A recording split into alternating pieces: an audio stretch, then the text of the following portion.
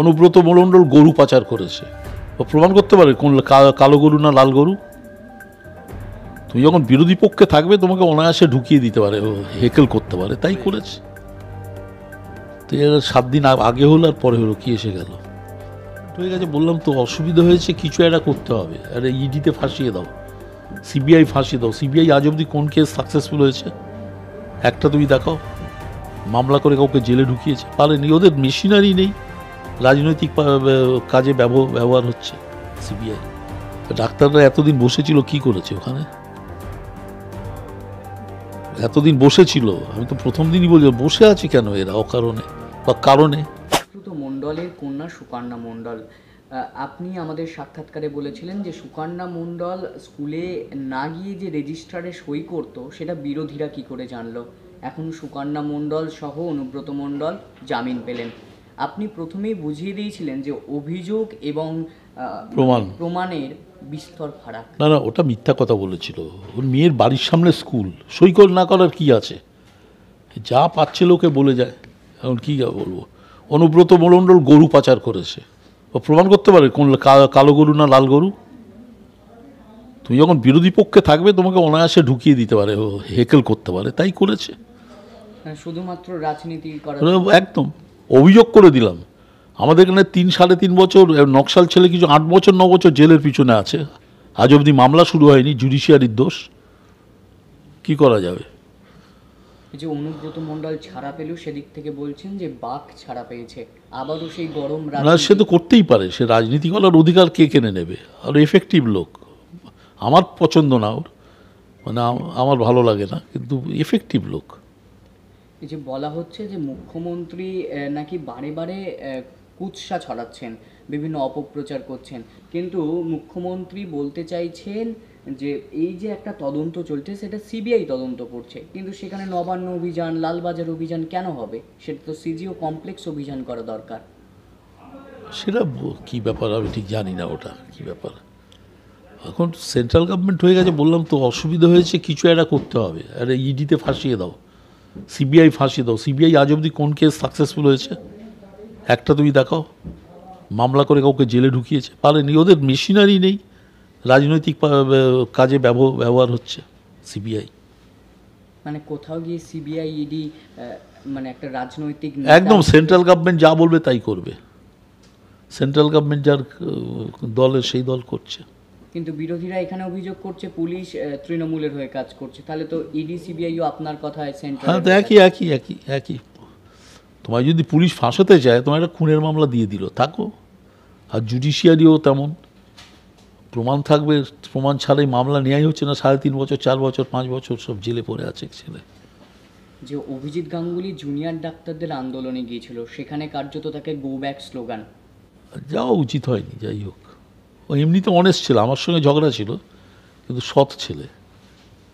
কোথাও রাজনীতি করতে গিয়ে এই পদক্ষেপ, হয়তো সস্তা পপুলারিটি পাওয়ার জন্য একটা তো থাকেই লোকের, সেইটা।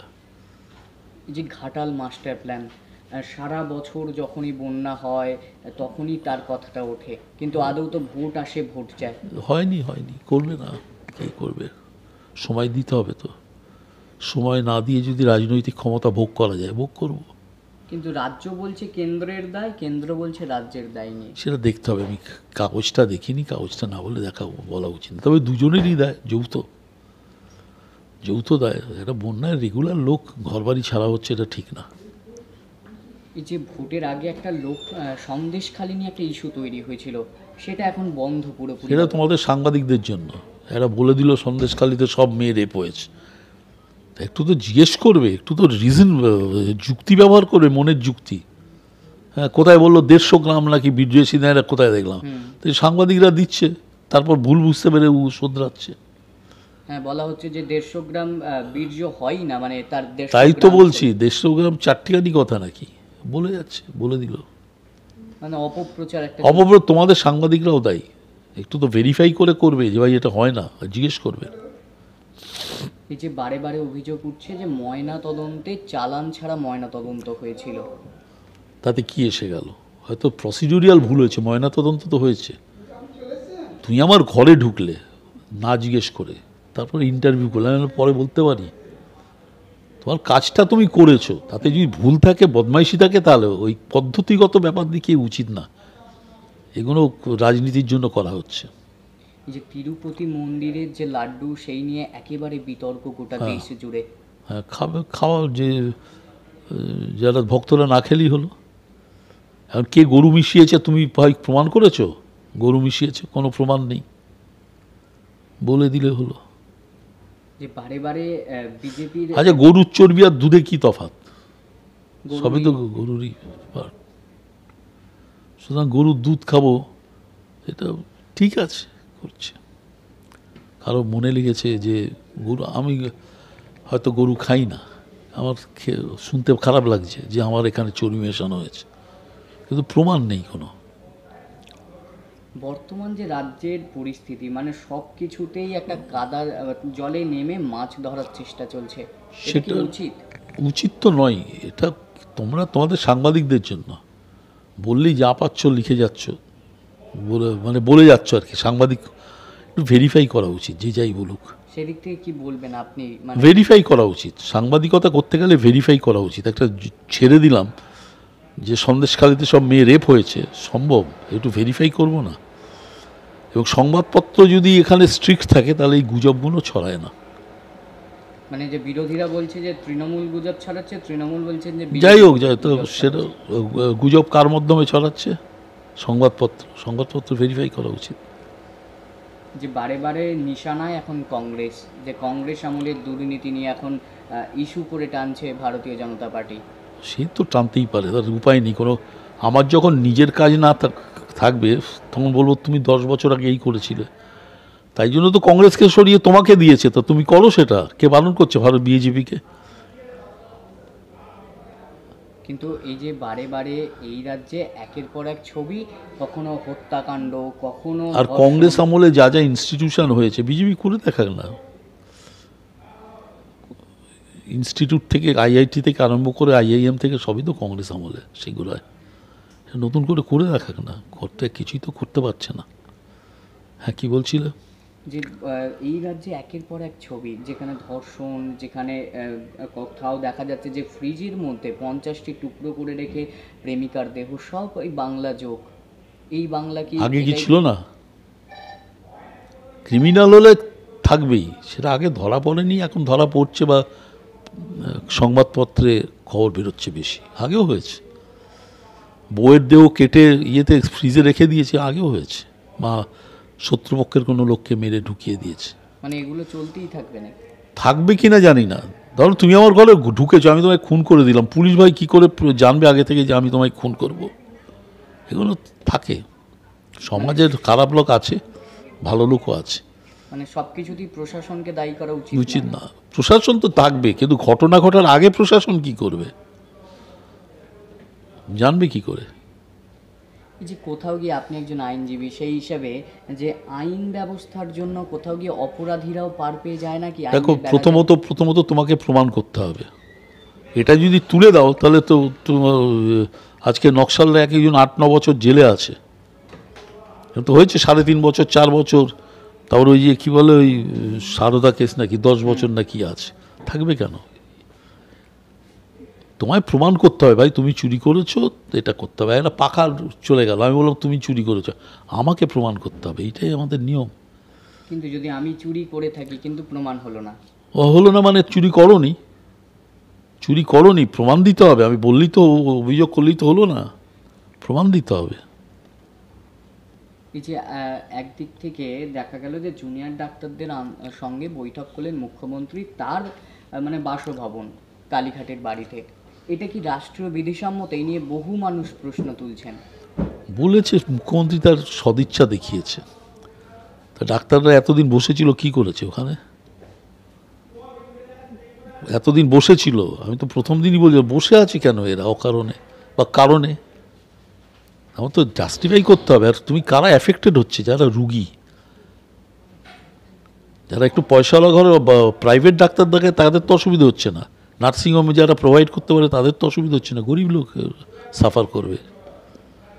এই যে ডাক্তারদের আন্দোলনের সাথে যে 5 দফা দাবি তার কোনো মিলই নেই, বহু মানুষ প্রশ্ন তুলছে। তো শোনো, আন্দোলন করার সময় কোনো মাথার ঠিক থাকে না, যে যা পাচ্ছে বসে যাচ্ছে। এই ও ডাক্তার বসে গেল রাস্তার 100 জন, কী লাভ? আলটিমেটলি তো সেই বসে থাকা তো উঠতে হলো। আর কারা সাফার করলো? যারা গরিব লোক হাসপাতালে দেখায়। ডাক্তারদের আন্দোলন উঠে গেল, কিন্তু তারপরেও ধর্ষণের ছবি দেখা গেল মানে বিভিন্ন জায়গায় রাজ্যে।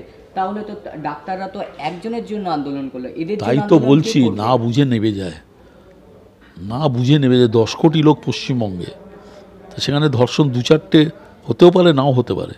কিন্তু গভর্নমেন্ট আগে থেকে কী করে বুঝবে কে কাকে ধর্ষণ করছে? ধর্ষণ করার পরই অ্যাকশনটা শুরু হয়। তাই মানে সেদিক থেকে তো আপনার কথা অনুসারে বলতে হয় যে বাড়িতে ঢুকে করলে তাদের প্রত্যেকের বাড়িতে নিরাপত্তা ব্যবস্থা দরকার।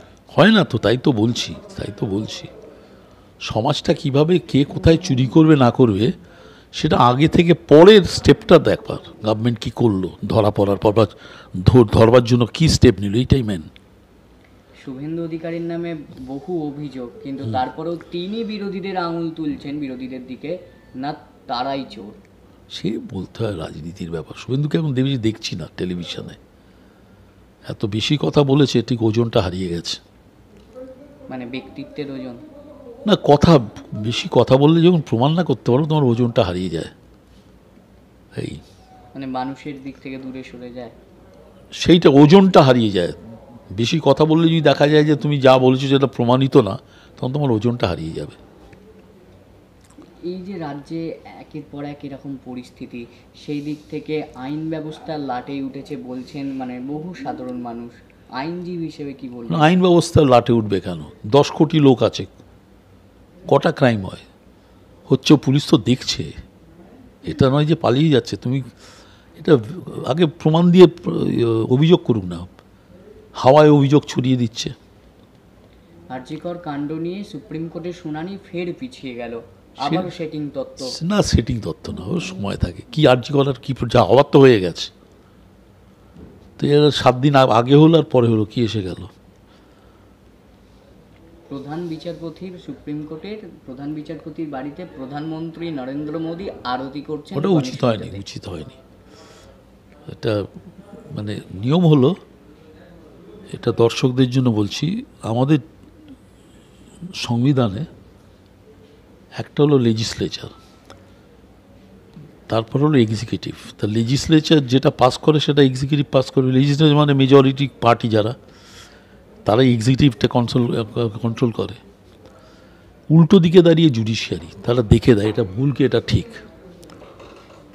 সেইটা কারো এরম ওপেনলি বাড়ি গিয়ে পুজোটা যা করা, এটা উচিত না, উচিত নয়। কিন্তু সেদিক থেকে তো যে অভিযোগ উঠছে সংবিধান মানে না, প্রধানমন্ত্রী তো তাহলে নিজেই আপনার কথা অনুসারে সংবিধান মেনে কাজটি না, সবাই না বুঝে করেছে, কেন বলবো?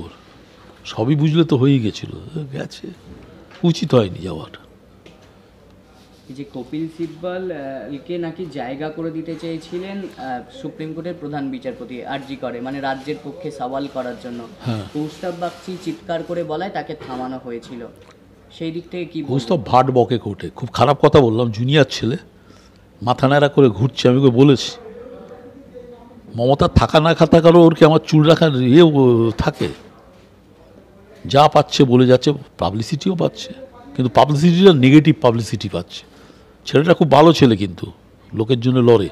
কিন্তু লড়তে গেলেও যেখানে ডাক্তারের যেখানে সরু ছুরি দিয়ে কাটা দরকার, সেখানে তুমি ভোজালি ব্যবহার করছো, হয় না। ওজনটা নষ্ট হয়ে গেছে, কমে যাচ্ছে, নষ্ট হয়ে গেছে হয়তো, বা কমে যাচ্ছে। শুভেন্দু অধিকারীর ওজন কমে গেছে বললেন, হ্যাঁ, কৌস্তবের, তাই তো। যেই বিজেপিতে যাচ্ছে তারই ওজন না, ওজন বেশি কথা বলার জন্য, বেশি কথা বলার জন্য ওজনটা কমছে।